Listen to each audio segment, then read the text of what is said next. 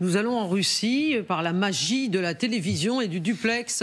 Nous sommes en direct avec vous, Charles Divot. Bonsoir, merci d'être avec nous. Donc en direct de Moscou. Hier, le Premier ministre hongrois Viktor Orban, qui est donc effectivement très content du fait que Donald Trump ait choisi sa ville, Budapest, la capitale hongroise, pour le prochain sommet qui devra se tenir. On ne sait pas trop quand, ni véritablement s'il y aura que Trump et Vladimir Poutine, ou peut-être Trump, Vladimir Poutine et Volodymyr Zelensky. Mais en tout cas, hier, le Premier ministre hongrois a téléphoné à Vladimir Poutine pour lui parler de la tenue de ce sommet. Mais qu'avait-il à se dire, et surtout, est-ce que c'est une satisfaction pour Vladimir Poutine que ce sommet se tienne à Budapest, que Viktor Orban se précipite pour lui téléphoner? Alors, ils ont très certainement dû parler des conditions rendant possible la venue de Vladimir Poutine, puisque ce qu'il faut bien comprendre, c'est que Vladimir Poutine n'a confirmé sa venue, n'a confirmé cette réunion bilatérale qu'après avoir échangé avec Viktor Orban, comme s'il fallait s'assurer que les conditions nécessaires à sa venue soient rendues possibles. Alors, concernant la satisfaction de Vladimir Poutine, elle est très certainement, oui, il y a certainement une satisfaction. Pourquoi ? Parce que finalement, en se rendant à Budapest, donc sur le territoire de l'Union européenne, le message envoyé à la population russe, c'est que malgré les sanctions, malgré le mandat international, finalement, Vladimir Poutine peut se rendre en Europe et que sa voix porte toujours sur la scène internationale. Oui, Charles, est-ce que dans les médias russes, qui sont évidemment des médias d'État que vous regardez à la télévision, j'imagine, on parle beaucoup de la rencontre entre Donald Trump et Volodymyr Zelensky, et j'imagine pour dire qu'elle a été ratée et que le grand gagnant, c'est Vladimir Poutine, grâce à son coup de fil de la veille? Ah oui, très clairement, on parle ici d'un échec, d'une énième humiliation vis-à-vis de Volodymyr Zelensky. Et en revanche, bien sûr, on parle d'une victoire de Vladimir Poutine qui, c'est en tout cas comme cela que c'est présenté sur les médias russes, grâce à un coup de téléphone, a obtenu ce qu'il voulait de la part de Donald Trump, à savoir qu'il n'y aura pas pour l'instant de livraison de missiles Tomahawk à l'Ukraine. Merci infiniment Charles Divot, merci d'avoir été en direct de Moscou. Une question se pose, les amis, c'est par où Vladimir Poutine va-t-il passer, par la voie des airs bien sûr, mais pour arriver jusqu'à Budapest. C'est-à-dire que, en raison des sanctions de l'Union européenne, son avion ne peut pas survoler la plupart des pays de l'Union européenne. Donc son plan de vol... Christian Bakarian sera quand même complexe. Il va faire tout un détour. Oui, bon. Par le sud. La Russie, par la Turquie, j'imagine. Oui, la Russie est un gros producteur de carburant, il n'y a pas de problème. Oui, vous voulez dire qu'il aura assez de carburant dans son avion? Il va vraisemblablement faire le détour par le sud. Regardez, on voit la carte. Il va passer sans doute par la Turquie. Et puis une boucle et la Serbie. Qui ne fait pas partie, comme tout le monde le sait, de l'Union européenne. Et la Serbie ayant une frontière avec la Hongrie, eh bien, il peut entrer en Hongrie de façon tout à fait régulière, si je puis dire, de cette manière-là. Donc Ludmila Touteva, il va évidemment éviter parce que le grand espace aérien qui serait plus, c'est l'espace, c'est l'ukrainien, bien sûr. Quel dommage qu'il ne passe pas par là, c'est ça que vous nous dites. Ah bah oui, quel dommage qu'il ne passe pas par l'espace ukrainien, mais bon. Précisez votre pensée, Ludmila. Ah bah écoutez, s'il passerait par là, il n'y aura pas le problème le lendemain. Il n'y aura pas de problème. Pas d'homme, pas de problème, vous savez. Comme dirait Staline. Ouais, comme dirait les Turcs aussi, ils abattent des avions russes à peu près. Non, mais je dis ça en rigolade, mais le problème, c'est que ça ne va rien régler dans le sens, oui, même si Poutine se rend en Hongrie, en Budapest, ça va faire, malheureusement, deuxième encourage. Moi, j'ai peur pour ça, parce qu'il va faire quoi exactement? Il va donner de nouvelles promesses à Trump, qui va tout régler, je ne sais pas, qui va s'arrêter, et après, rien va se passer sur le terrain. Franchement, je ne sais pas. Moi, j'ai des doutes que cette rencontre pourrait avoir lieu. Et surtout, Gallagher Fenwick, ça pose un problème quand même aux Européens que nous sommes. Et là, je précise que nous avons vérifié, il n'y a pas eu de réaction officielle de la part de l'État français par rapport à la d'Emmanuel Macron, par rapport au fait donc je m'étais trompé. de la rencontre entre Volodymyr Zelensky et Donald Trump, alors que Volodymyr Zelensky à passer des coups de fil aux dirigeants européens. On a du mal à imaginer que parmi les dirigeants européens, il n'y ait pas eu Emmanuel Macron. En tout cas, nous n'avons pas d'informations précises là-dessus. Oui. Alors, plusieurs choses. D'abord, sur l'organisation du sommet à Budapest, côté américain, ce ne sera pas Witkoff qui est en charge de l'organisation. Parce que l'Alaska, effectivement, et ça maintenant on le sait par le Financial Times, on le savait déjà, mais le Financial Times rapporte les coulisses, ça s'est effectivement très mal passé. Et là, pour le coup, Donald Trump a élevé la voix parce que Vladimir Poutine a fait comme il a fait avec Tucker Carlson, c'est-à-dire qu'il a fait un grand dégagement sur l'histoire de la Rousse de Kiev pendant des heures. Et Trump a élevé la voix contre Vladimir Poutine. Oui, donc en fait, Trump élève la voix contre Poutine, contre Zelensky, contre tout le monde. Il est furieux parce que vous savez, c'est organisé à la hâte et donc ça n'est pas correctement préparé. Oui. Et Donald Trump se rend compte, lui, il est persuadé qu'il va signer, qu'il va obtenir quelque chose. Et au bout de quelques minutes, il se rend compte qu'il peut faire voler des B-2, faire du tapis rouge et emmener Vladimir Poutine dans The Beast, dans sa voiture. Vladimir Poutine n'est pas là pour signer. Il n'est pas là pour faire des concessions. Mais ça sera qui alors si c'est pas Witkoff ? Alors c'est Marco Rubio qui va s'en charger. Alors deux choses. La raison pour laquelle Poutine pourrait aller en Hongrie, c'est que la Hongrie s'est récemment, donc il y a moins d'un an, retirée donc du statut de Rome qui régit la Cour pénale internationale, qui a émis un mandat d'arrêt contre Vladimir Poutine pour le crime de déportation d'enfants, qui est caractéristique du génocide. Et donc effectivement, ça complique le plan de vol de Vladimir Poutine, comme quoi la justice internationale et ses instances, ça sert à quelque chose. La Hongrie en était sortie d'ailleurs pour accueillir un autre criminel de guerre présumé, à savoir Benyamin Netanyahou. Maintenant, il y a deux choses.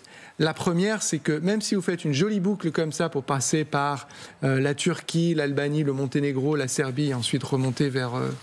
et d'ailleurs, ces pays ont ratifié le statut de Rome, donc il faudrait quand même qu'ils donnent leur accord, c'est qu'il y a le risque d'une avarie. Donc l'avion peut avoir l'obligation de se poser, c'est très, très problématique.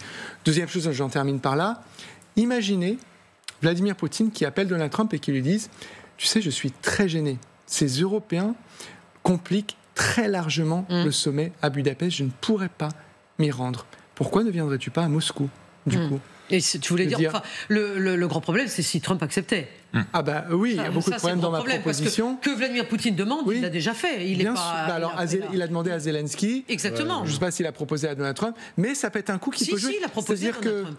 C'est-à-dire que Vladimir Poutine peut dire, tu sais, moi j'ai très envie de faire la paix, ces Européens ne veulent pas de la paix, Orban veut de la paix, mais je ne peux pas m'y rendre, le risque est bien trop élevé, donc entre gens qui veulent la paix, voyons-nous à Moscou pour faire avancer ce magnifique dossier. Christian Marcarian là-dessus ? Je pense quand même qu'il y a énormément d'enjeux à ce que ça se passe à Budapest. Oui. C'est confirmé. Notamment un qui est essentiel, c'est d'enfoncer un coin dans l'Union européenne. Bien sûr. Victoire est phénoménale si Vladimir Poutine est en Europe. De faire sauter les alliés européens en tapant dans le coin que représente la Hongrie et la Slovaquie qui est associée juste à côté au même type de régime, au même type de dérive. C'est la Slovaquie pour le moment qui bloque le 19e paquet de sanctions européens et ça n'est pas la Hongrie. Et ça n'est pas la Hongrie. Donc pour cette fois-ci. Quand on parle de la Hongrie, il faut toujours rappeler qu'il y a aussi la Slovaquie. Elle n'est plus seule. Orban n'est plus seul. Oui, en Europe, il n'est plus seul. Il a aussi un très bon ami qui est Robert Fico à la tête de la Slovaquie. Ça, c'est la première raison. La deuxième, c'est que personnellement, j'étais très frappé par la façon dont Donald Trump a parlé de la Hongrie, avec une indulgence. Bien sûr. Lui, qui exige que tous les pays européens cessent tout commerce pétrolier avec la Russie, est tout à fait d'accord pour que la Hongrie continue d'acheter du pétrole russe. Parce que la Hongrie, nous a expliqué M. Trump, qui s'est improvisé géographe, n'a pas d'accès, n'a pas de port et n'a pas d'accès à la mer. Il oublie que quand même la Hongrie a été dirigée par un amiral. Mais c'est une autre affaire, l'amiral. Mais ça c'est vrai. Bon point, Christian Macarian. Ça renvoie une anecdote très célèbre, on n'aura pas le temps de l'évoquer. Vous nous donnez l'eau à la bouche. Là. De Roosevelt, si un de ses conseillers, il paraît qu'elle n'est pas apocryphe, mais elle est tellement belle qu'il faut la raconter. Allez-y. Roosevelt demande à un de ses conseillers, on lui dit il y a un problème avec la Hongrie. Il dit mais qu'est-ce que c'est que la Hongrie? Il dit c'est un petit pays d'Europe centrale et ils ont un roi. Non, ils n'ont pas un roi. ils ont une république. Oui, mais c'est un régent. Là, si c'est un régent, c'est une monarchie. Non, c'est pas une monarchie, c'est un militaire. Ah, donc il est de l'armée de terre. Il dit non, il est de la marine. C'est un amiral, l'amiral Horthy. Et il dit donc la Hongrie a un port. Il dit non, il n'y a pas de port. Et Roosevelt s'énerve et il dit ne me parlez plus jamais de la Hongrie. Je ne sais pas, excellent. Elle est donnée pour vraie ou apocryphe selon les canons. En tout cas, Ludmila Toteva, évidemment, dans ce qui a eu lieu hier entre Donald Trump et Volodymyr Zelensky, a été évoquée cette question, évidemment, de la Hongrie. Évidemment, ça ne plaît pas à Volodymyr Zelensky. Et se pose la question de la participation des Européens à cette rencontre future à Budapest. Est-ce que le président finlandais, qui est un ami de Donald Trump, un ami de golf, Monsieur Stubb, pourrait être présent en Hongrie? La vraie question, c'est en fait, qu'est-ce que Trump veut de ça? Et il veut justement jouer sur plusieurs cartes. C'est justement affaiblir l'Europe et montrer que ils sont pas tout à fait. Il faut qu'ils s'entendent mieux avec des États-Unis, mais surtout. Par exemple, le même président Zelensky, effectivement, il ne sera pas présent, même quelque part. Hein. Lui, apparemment, si ça devrait se faire, ce rendez-vous, il sera quelque part autour de téléphone, être capable de répondre à un appel téléphonique potentiel. Volodymyr Zelensky, on dit qu'il pourrait être en attendant dans l'ouest de l'Ukraine. Oui, mais chez lui. Dans son pays. C'est plus proche. C'est très proche. Et si Donald Trump a convaincu Vladimir Poutine qu'il est possible que les deux se rencontrent, il viendrait, en tout cas c'est ce que Volodymyr Zelensky dit qu'il est prêt à faire. Oui, bien sûr, parce que justement, président Zelensky est en train de montrer que l'Ukraine veut montrer sa bonne volonté. Oui, et on fait ce qu'on peut pour notre peuple, pour justement montrer cette bonne volonté. Le problème, c'est que les Européens, encore une fois, pourrait être humilié parce que le rencontre sur la question de sécurité de l'Europe se passe en Europe sans les Européens. Avec les c'est ça le piège. Pas les meilleurs représentants des Européens dans le sens si je puis dire, l'humiliation a déjà eu lieu puisque la capitale Budapest a déjà été mentionnée. Les Hongrois s'en félicitent. Et pour Orbán, il a les élections. En avril, les élections parlementaires en avril prochain. En Hongrie. Ludmila a raison. C'est un formidable cadeau qui est fait à Viktor Orban. Ça va être l'occasion, et il ne faut pas sous-estimer quand même la difficulté, j'allais dire, logistique et sécuritaire de l'organisation d'un tel sommet, avec un type comme Vladimir Poutine. Donc les Hongrois vont avoir l'opportunité de montrer leur savoir-faire en la matière. C'est toujours un moment carte postale, donc de célébration patrimoniale. Donc il y a toutes ces choses-là qui sont un immense cadeau qui sont faits à Viktor Orban.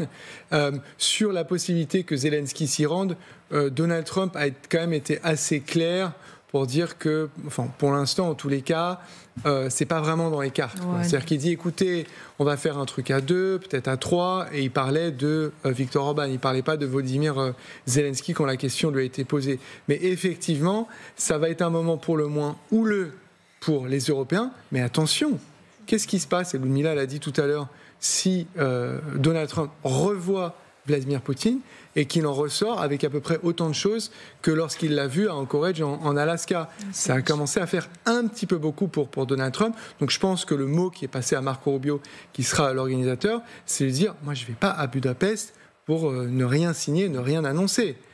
Ça peut se passer. Mais j'imagine que c'est le premier impératif fixé. Peut-être un peu plus préparé, Gallagher, Fenwick, que l'Alaska, puisqu'on a les Russes qui envoient Lavrov et Trump qui envoie Marco Rubio la semaine prochaine. Et comme le Premier ministre Viktor Orban avait proposé ces bons services. Tiens donc. Il y a un certain temps, il y a quand même une partie qui est préparée, à mon avis, plus en profondeur depuis un certain temps. C'est lui qui a fait une offre. C'est lui au départ qui s'est...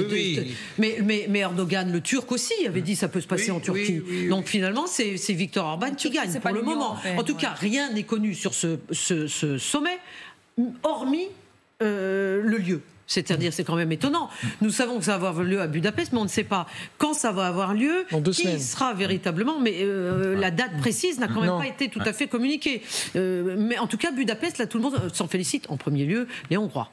Oui, surtout qu'en plus des auspices, c'est-à-dire le lieu et le cadre diplomatique, il y a quelque chose sur lequel Trump, Poutine et Orban peuvent s'entendre quelque part. Ce sera peut-être, je m'aventure un peu, le seul résultat concret qui pourra en sortir, c'est d'attaquer l'Union européenne de l'intérieur. Pourquoi ? Parce qu'il n'y a pas que Orban dans le coin, il y a aussi, vous l'avez dit, Robert Fico en Slovaquie. Il y a un troisième allié désormais anti-européen, c'est Andrej Babiš, le futur Premier ministre tchèque qui va revenir au pouvoir, qui a fait une campagne. Alors, il n'a pas eu autant de sièges qu'escompté au Parlement, mais il a fait une campagne en expliquant que les Européens, quand même, aident un peu trop l'Ukraine et que les Ukrainiens feraient mieux de finir une bonne fois pour toutes, d'arrêter de résister. C'était un peu l'idée derrière.